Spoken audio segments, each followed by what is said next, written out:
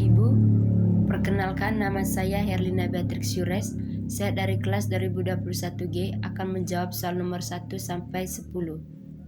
Langsung saja, soal nomor 1.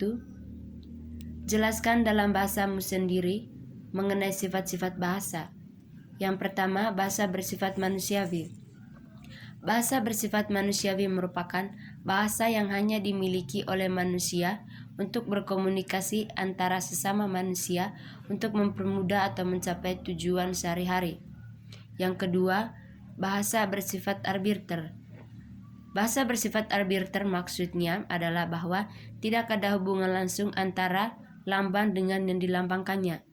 Misalnya, kata gajah melambangkan seekor binatang besar berkaki 4 dan memiliki belalai serta gading. Yang ketiga, bahasa manusia bersistem. Bahasa manusia bersistem memiliki suatu pola yang teratur atau tidak acak dan bukan merupakan susunan tunggal. Pola yang teratur dalam bahasa ialah yang membentuk bahasa menjadi bermakna dan memiliki fungsi. Yang keempat, bahasa bersifat konvensional. Konvensional di sini dapat kita ketahui dari penggunaan bahasa dalam satu komunikasi yang sudah sama-sama saling sepakat untuk mematuhi konvensi bahwa ada lambang yang hanya dapat digunakan untuk menyebut konsep tertentu yang diwakilinya. Yang kelima, bahasa bersifat simbolik. Bahasa bersifat simbolik merupakan sesuatu yang dapat mewakili ide, perasaan, pikiran, benda, dan tindakan secara arbiter.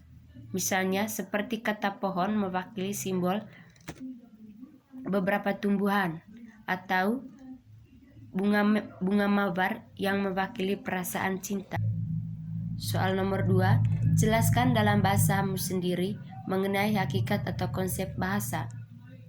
Konsep bahasa merupakan sarana komunikasi antara anggota masyarakat dalam menyampaikan ide dan perasaan secara lisan dan tulisan agar dapat saling berinteraksi satu dengan yang lain berupa sistem simbol bunyi yang dihasilkan dari ucapan manusia.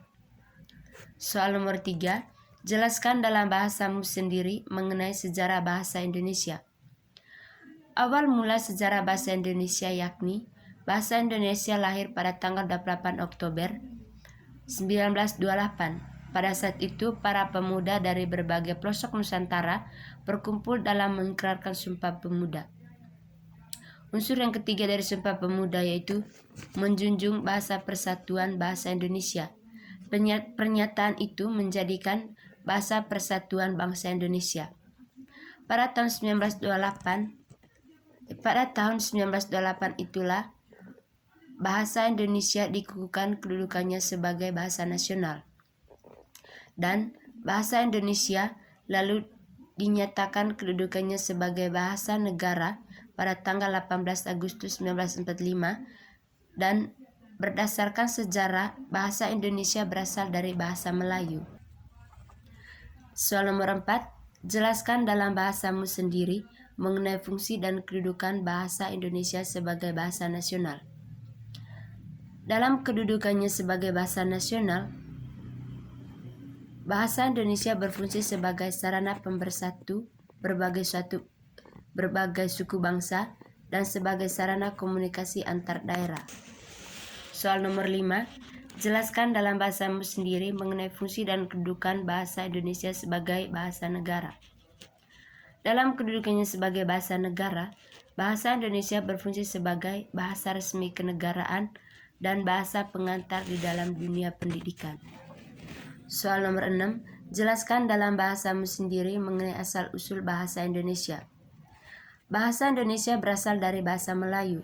Bahasa ini tumbuh dan berkembang dari bahasa Melayu yang zaman dulu sudah dipakai sebagai bahasa perhubungan dan perdagangan. Tidak hanya ke Kepulauan Nusantara tapi hampir di seluruh Asia Tenggara. Soal nomor 7, sebutkan 15 contoh bahasa tidak baku dan bentuk bakunya seperti apa. Yang pertama, kata tidak bakunya berpikir, kata bakunya berpikir. Yang kedua, kata tidak bakunya bis dan kata bakunya adalah bus. Yang ketiga, kata tidak bakunya dulu, kata bakunya dahulu. Yang keempat, kata tidak bakunya digit, kata bakunya digit. Yang kelima, kata tidak bakunya duren, kata bakunya durian. Yang keenam, kata tidak bakunya izin, kata bakunya izin.